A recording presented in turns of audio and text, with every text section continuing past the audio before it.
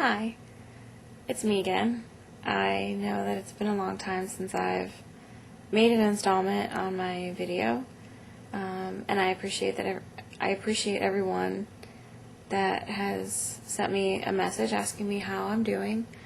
I'd be lying if I said I didn't feel somewhat guilty for starting all of this and then kind of leaving you in the lurch when it came time for the transfer and waiting for the results of everything.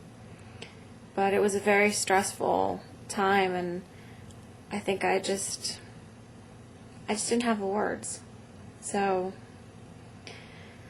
last cycle, the third one that I had started, where we did all the demonstrations with the injections and all that, we got 14 eggs, which was an amazing, amazing response. We were really happy. 10 of them were mature, and 7 of them fertilized and became embryos. And they were all good enough quality that we saved all of them. We transferred 3, and we froze the other 4. And I became pregnant with 1. We were so excited to find out that I was pregnant. A word to the wise: don't look at your pregnancy test too soon, because I did, and it was still negative, and I started crying. And it only took about maybe another minute or 2 before I looked over and said, "Hey, what's that? That's another line. That's, wow, look at us, we're pregnant." And it was very exciting. However, although my hormone levels and everything looked normal, the ultrasound that I had looked normal as well. 2 days after the ultrasound, when I was 6 weeks pregnant, I started bleeding, and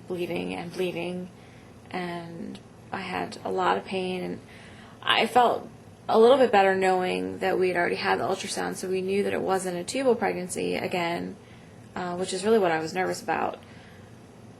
But I didn't know what a regular miscarriage felt like.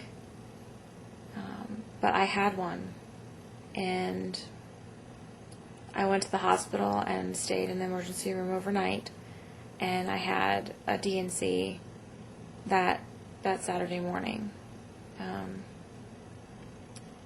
So we are, I'm not sure if heartbroken is really the word for it. It's devastating to have something that you worked so hard to get taken away from you.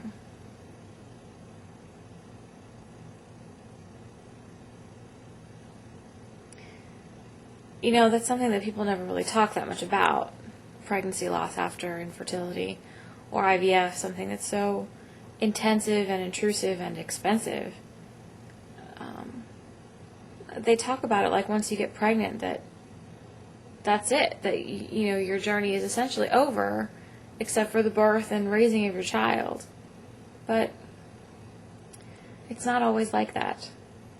I wish that it didn't have to happen this way, but it did. And we are extremely fortunate to have 4 frozen embryos, and for financial reasons with our contract and what have you, we are doing the frozen embryo transfer this cycle. So I've had 1 full cycle since the D&C, and so now I have on 3 estrogen patches.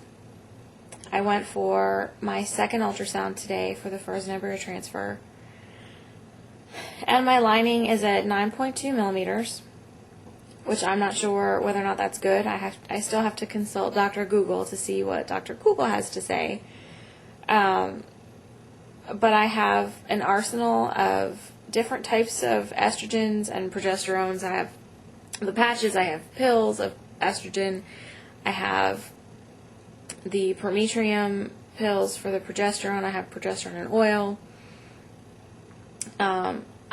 I have Ooh, I have Valium. I'm very excited to use the Valium for the transfer because I've never had it before. But our last transfer was very stressful and it took a very long time because apparently my cervix is funny shaped, but does not just figure because the rest of my reproductive organs are somehow freakishly twisted or something.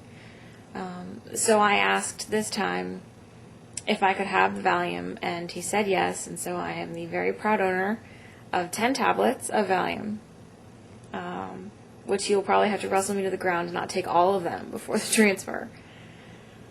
So that's pretty much where we are right now. I really do intend to keep this video diary more current. I kept thinking about it, and it was only just recently that I've made the decision that I think that it should be a more frill-free video. The animation and digging up pictures and all that took a very long time, and it just became kind of cumbersome. So I think I'm going to try to keep the editing to a minimum and make it a little bit easier to do and not such a daunting task every time I sit down and do it. So I think that'll make it easier. Next up for this cycle is I have no idea what. I've never done a frozen embryo transfer.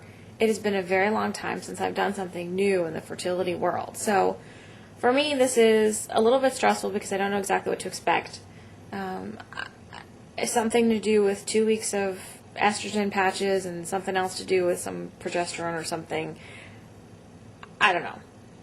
But eventually we're going to be shooting up with the big needles again, and we're going to throw some embryos back in there, and I hope that one of them proves to be chromosomally up to the task of becoming a child of ours.